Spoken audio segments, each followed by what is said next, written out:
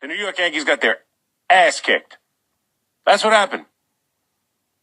That's what happened in this series. And yes, I own up to it. I said all those things. I wanted them. I thought the Yankees were better. And I thought the Yankees were better for a couple reasons. And that's kind of what jumps out at me too. Like all the things you thought were an advantage. The starting pitching was clearly heading in an advantage for the New York Yankees. It was. You could say now, haha, that's a ridiculous thought. It wasn't. It is. It's true. It was true then. It turned out not to be the case, as Max Fried was terrible.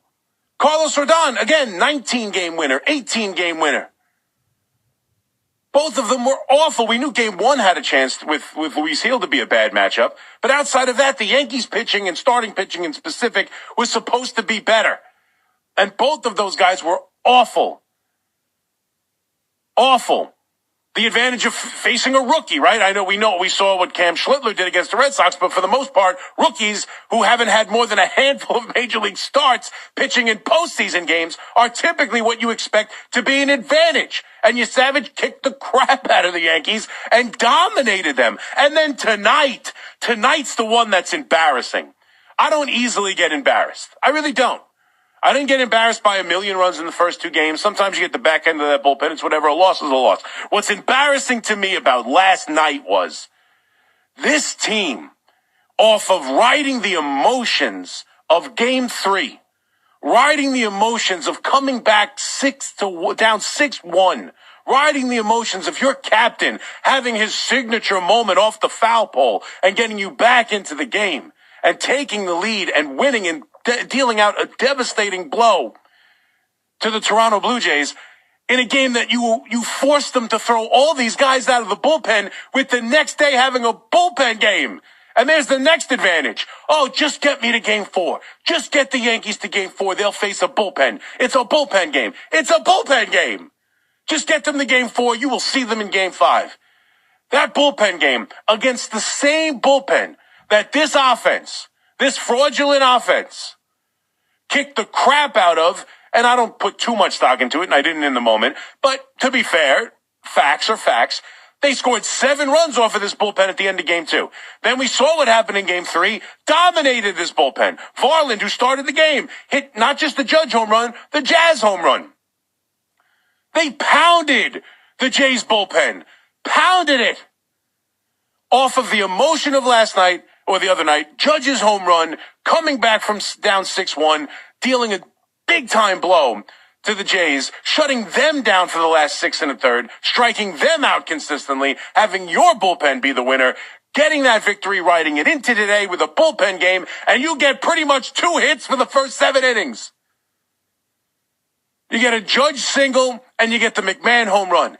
That's it, against the same bullpen you have pounded the last 2 games. Embarrassing. And I know we'll talk about approach and the difference in approaches, and we'll get into it. And while I agree on many levels, I won't take it as far as most will. I disagree on some levels that the Yankees are just built in a manner that can't compete in the postseason. I refuse to believe that because, again, they weren't shut down by the great pitcher. They were shut down by the same group of relievers they scored 16 runs against in the last 5 innings. The same bunch of relievers they pounded. They just they just completely choked and had a miserable night and miserable at-bats from Anthony Volpe and Grisham, namely. And Anthony Volpe, we'll get into Anthony Volpe. I've said enough about Anthony Volpe. I didn't want to make the shoulder an excuse for Anthony Volpe. Early on in the season, I defended Anthony Volpe, but the fact of the matter is he had a good postseason series against the Red Sox, and then he was awful. And watching the last, 10 at-bats of Anthony Volpe's playoffs this year, they were beyond feeble. And we'll get into the decision of Aaron Boone allowing him to hit again, which made no freaking sense whatsoever. But Grisham in this series, a guy who had been clutch for them. Forget his, whatever his approach is. The dude was killing it all year and had monstrous hits for them. Not just home runs, but clutch moments. He was terrible in this series. Terrible. Even Bellinger, who we all love his approach, cuts down his swing with 2 strikes. He's the kind of ball player that all the Yankees should be. He's not just a home run hitter. He's an average hitter. He swings different with 2 strikes. He has different approaches. He was terrible in this series and struck out to end it instead of letting Giancarlo Stanton get up. And again, Giancarlo Stanton, the guy had the best year of his career, arguably, in the regular season, even though it was a brief time. Guy had a 900 OPS. That was the best he's been as a Yankee. Last year, he was dominant in the postseason. He did nothing in this series. A couple of hits. Drove in a couple of runs. But in the biggest moments, he did nothing in this series. The entire offense outside of Judge was a major failure. And I don't care. And again, I'm not saying that the conversation is invalid, because yes, the Yankees build the team for 162. That's how they build it. They build it to get here. It doesn't mean that they're satisfied to get here. It doesn't mean that's all they care about is to get here. They believe you got to get here to win it. And again, the Blue Jays had an incredible approach, put the ball in play. It's the same team that finished in last place last year. And if you want to talk about crapshoots, I'd rather treat the postseason as a crapshoot than the regular season as a crapshoot. So we can have we'll have our conversation on that. But bottom line is, everybody failed. This offense, whatever the approach is, was too freaking good to hit like this. You can't be the best offense in baseball the entire year, score more runs than anybody, and I don't care about approach or how many home runs they rely on. Bottom line is, best offense in baseball against a bullpen you had pounded for the last 2 games and give you this performance last night. Unacceptable, embarrassing. Bottom line.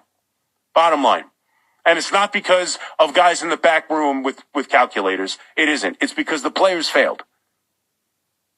Over the last 10 years, do you want to blame guys in the back with calculators? I'm open to the discussion. I watched last night. I didn't see Justin Verlander out there. I didn't see Garrett Crochet.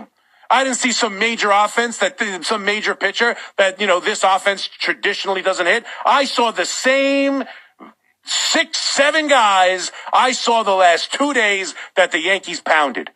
And coming off of that performance and following it up with this crap was unacceptable. And then get to the other thing that's just unavoidable. I've been thinking about it since the game ended. Obviously, I heard Marco and Keith having their discussion at Ning. And forget Aaron Judge's moment. Because I said in my video, I said he doesn't need a moment, he needs a ring. Aaron Judge had a moment there, we get it. Aaron Judge had a monster postseason. And to be fair, if Aaron Judge chose to have it last year, maybe there would have been a parade. Because you got a great postseason from Stanton, you got a great postseason from Juan Soto. You mix in this kind of monster postseason from Aaron Judge, maybe we are. And that's why I have a problem with this whole thing is the Yankees are built where they can't win, because you know what? If Judge did this, like we all know he's capable of last year, maybe they do. But here's the bottom line. He did this year. He had an absolutely dominant postseason. And we talk so much about putting a roster around him to win a championship. And a lot of it's, like I said, specifically last year, maybe they did, and he wasn't along for the ride, and he wasn't there to help them. This year, he carried them. This year, not only was he himself, he was the best version of himself. This is as good as he plays. Outside of just hitting a home run every at-bat. I mean, he hit, even the out in this game is an absolute bullet that practically takes off the second baseman's glove. Just an absolute bullet. He was hitting P's and line drives all over the place. And then obviously the home run. But even in this game, 2 hits, he gets the RBI in the 9th. That ultimately turned out to be meaningless. But, you just wasted in year number, 8 or 9 of Aaron Judge. And we don't know how many more there will be. I think you can bank on a couple more for certain. But outside of that, who knows how many more they're going to be. And who knows if he'll ever perform like this in the postseason again. I think we've answered the question of if he can. I don't think there's any doubt he can now after what he just did. But are you going to get this level of performance again from Aaron Judge? You just squandered it.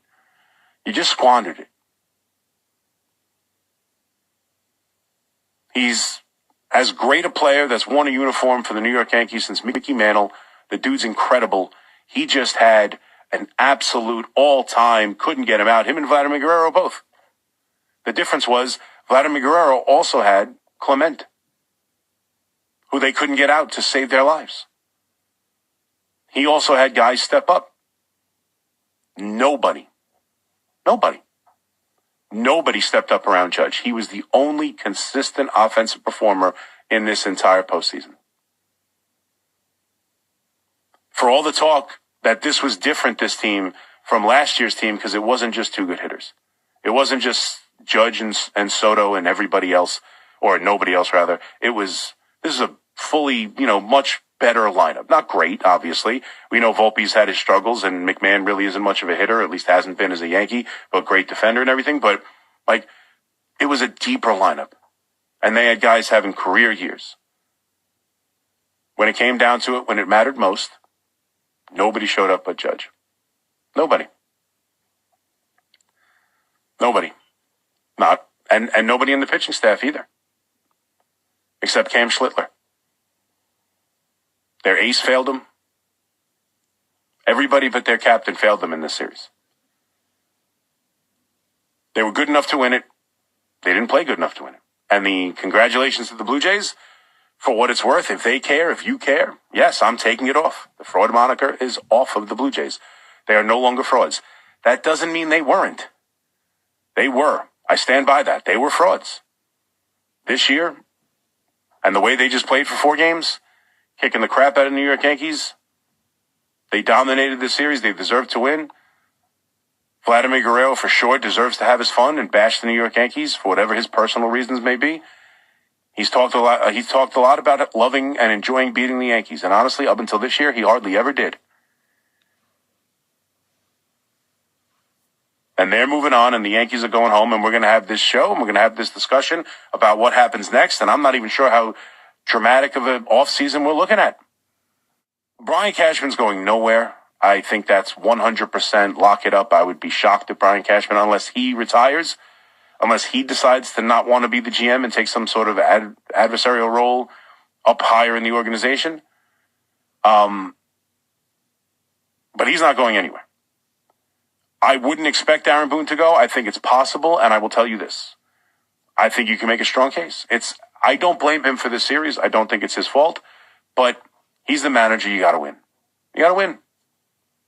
You got to win. He made mistakes in this series, things I would have done differently than him, but he's not why they lost. But if they decide to move on from him, you're not going to hear a peep out of me. Not going to hear a peep out of me.